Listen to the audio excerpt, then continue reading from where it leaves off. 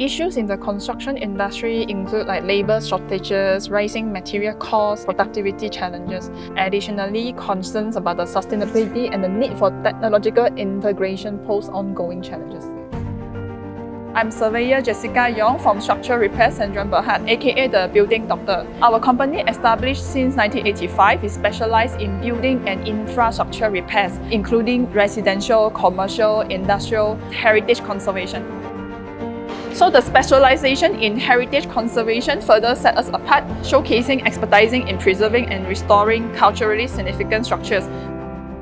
Our company's belief in sustainability can be reflected in various practices, include using eco-friendly waterproofing materials, adopting energy-efficient technology such as 3D laser scanning and infrared thermography, implementing waste reduction strategies, and promoting environmental-friendly conscious methods throughout the repair and conservation processes.